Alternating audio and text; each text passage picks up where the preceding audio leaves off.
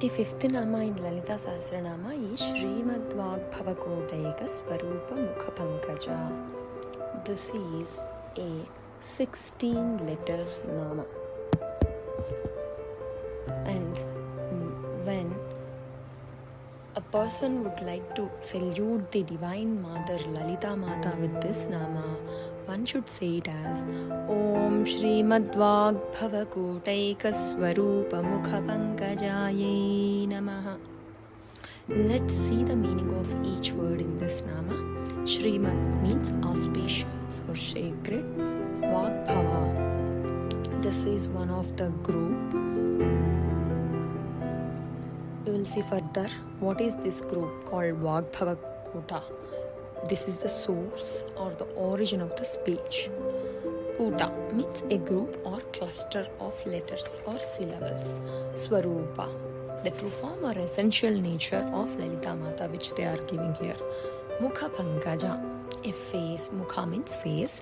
Pankaja, that resembles, Pankaja is lotus, a face that resembles a lotus.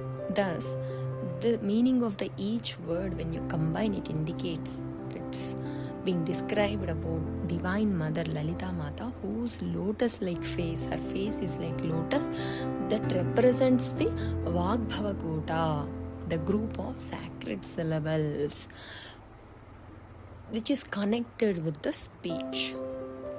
So before we get deeper into the Vagbhava Koota specifically, let's see the forms of the Divine Mother first.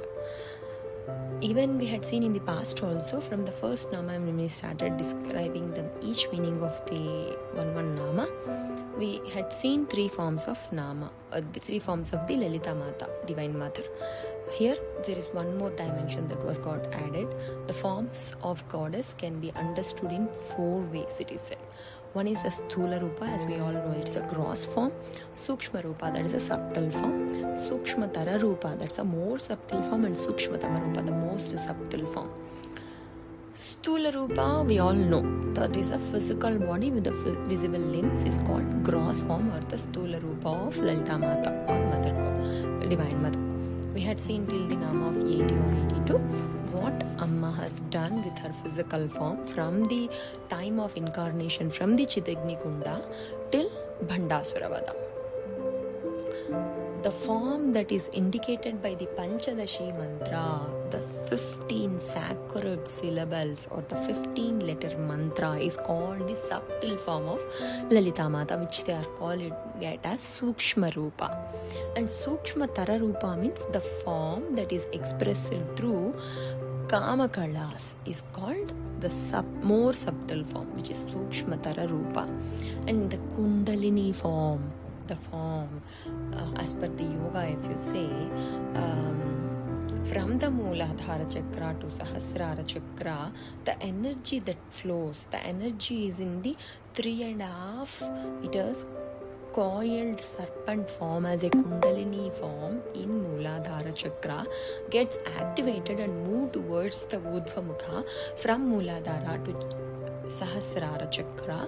That's where Kundalini activation they call it as, and that Kundalini form, the inertial energy gets activated when it moves from one stopping each milestone of the chakra and reaches to the Sahasrara.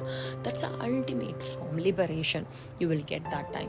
So that Kundalini form is called as the most subtle form, which is called as Sukshma Tamarupa. So this is the way that it has been given the different forms of Lalitha Mata. So till the last Nama, as I mentioned, we had seen what Amma has done with the physical form. From now on this Nama onwards, the text explains from here onwards the subtle form indicated by 15 syllables of this Panchadashi mantra will be described. What are these 15 syllables? Let's see. Why are they called as sacred? Usually, letters we see, read, all the letters forms words, words become speech. So, the letters usually if people are considering them as lifeless entities, it is not. It is not the case. Letters are the living forces, not the mere sounds. As per the Hindu customs, the letters are considered to be the most living forces. Every letter contains a divine power. For example, we started seeing in Lalitha Sahasranama also, every nama has its own meaning and its own result. There is an impact also that is there by chanting of these namas. Similarly, every letter in Sanskrit, not only in Sanskrit, any language, they are all living forces, not the mere sounds. Each syllable contains a meaning, power and consciousness. And here in this, what are all these 15 sacred syllables that was mentioned, Pankaja Sakshari mantra? Let's see those, what are all these 15 syllables. So before we go to there, if any practitioner who practices this mantropasana should not merely recite, they should remember that this each letter carries a living force in them, must chant with the understanding and the inner feeling, and thereby this chanting with understanding becomes the inner worship. And it's not the bahya puja, it's the inner worship, it's not the outer worship. You cannot see, but you can feel. The mantra works by transforming the practitioner if you do like this, not merely by blessing externally, but by the inner peace, meaning. And this Pankaja Sakshari mantra, there are 15 letters as it is said. These sacred syllables are structured into 3 different groups. Let's see all these 15 letters, which are all Ka, Ye, Yi, La, Hreem. Sa, Ka, La, Hreem is another group. Ha, Sa, Ka, Ha, La, Hreem is the third one. So if you count all 15 letters, 15 sacred syllables, this forms the Pankaja Sakshari mantra. And this is the subtle form of Lalita Mata. We can't see that with the physical form, but we can feel them.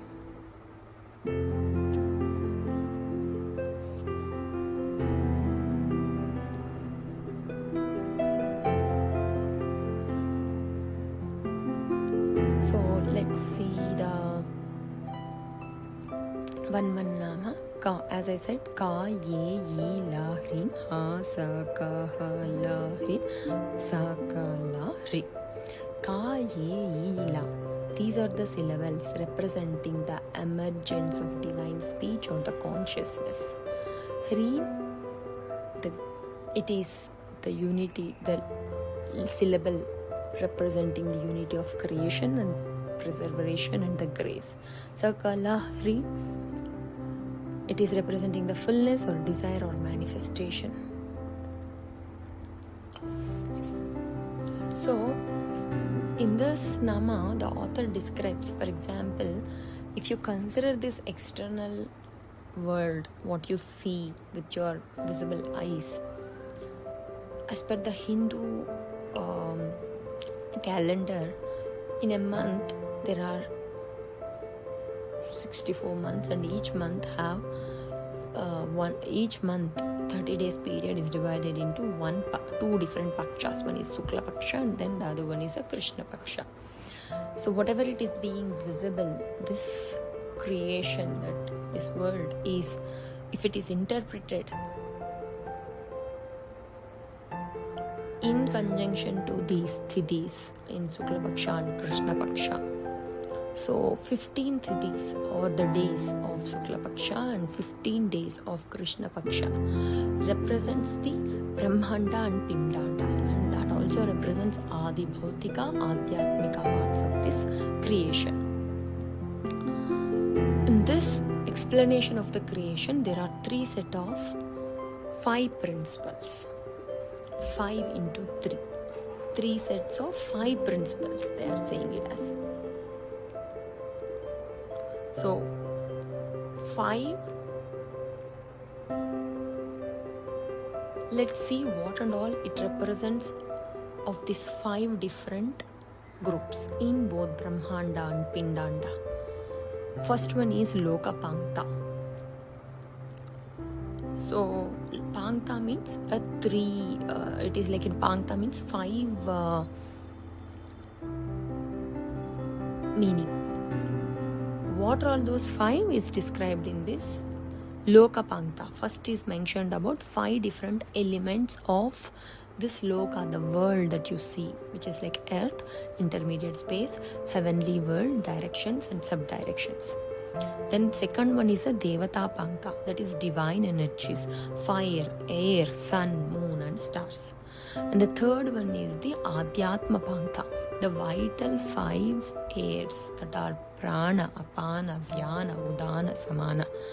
Fourth one is 5 inner organs, like not the inner faculties, inner senses it is, which represents the 5 different organs of the inner senses: eye, ear, mind, speech and body.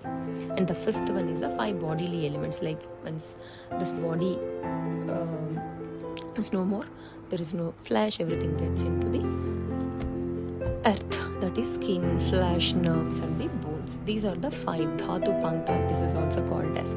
Together of these together form the 3 groups of the 5, which is equivalent to the 15 sacred syllables of Panchadasakshari mantra. Because of this symbolism, Panchadashi mantra has 15 syllables, and this mantra represents the subtle form of Lalita Mata.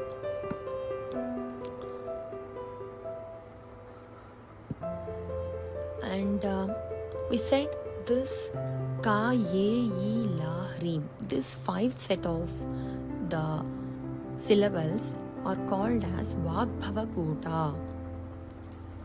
They are called as Vagbhava Kota, or it is also called as Kadi Kota, because the first letter in this, or the first syllable in this group, is starting with the Ka Akshara or the Ka letter. Because of that it is called as Kadi Kota. And because this is the source of the speech, because of that it is called as Vagbhava. Why it is source of speech? Just if we, and also interrelating Amma's Nama, Vagbhava was it is compared in this Nama to the lotus-like face. Where from the speech comes? It comes from the mouth, right? In Sanskrit, mukha indicates the face but not the mouth alone, which will have this lips, eyes, neck, ears, all these things forms the mukha. So when it is being described as Amma's face with this lotus, it is like a lotus with a stalk, which is nothing but our neck. So from the head to the neck part is the Vagbhava Kota, and that is the subtle form interrelation to the physical form of Lalita Mata. So the Lalita Mata's face with the neck is compared here again as to a lotus face with a stalk. For example, if anybody speaks, we may say like a person can speak very pleasantly, he's speaking so calm, he's not very aggressive. It's not aggressive all the times, it depends from situation to situation. And if some people speaks, it will be a sort of a shouting. So how you take that person immediately, in the olden days, they also say it as a faces index of your mind, but nowadays it's not the case.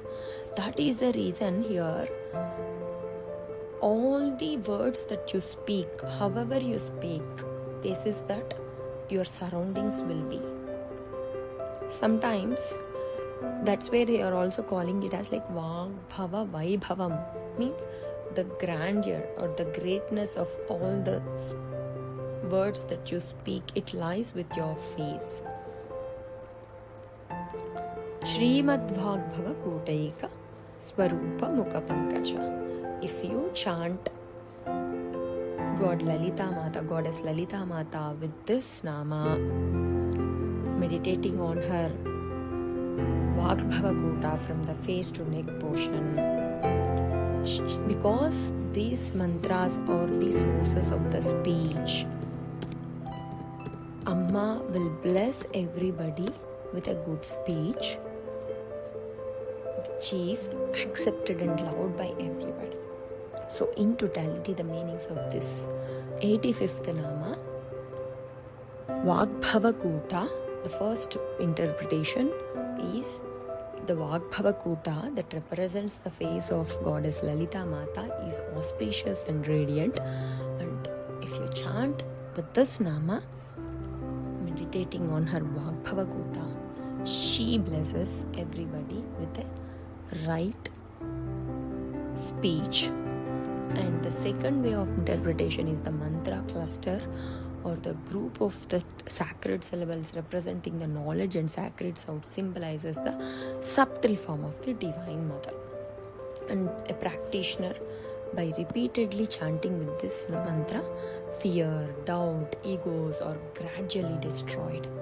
So a practitioner, while practicing or chanting this Lalitha Sahasranama, one must chant with the understanding and the inner feeling, because each letter, each syllable carries the living force, life forces, not the mere sounds, and each syllable contains the meaning and power and the consciousness which can be practically applied in one's life. And I apologize for being late for uploading these videos. I wish by Amma's blessings I should continue further without any break. Etat sarvam palam Sri Sadguru Charana Arvinda Arpanamastu.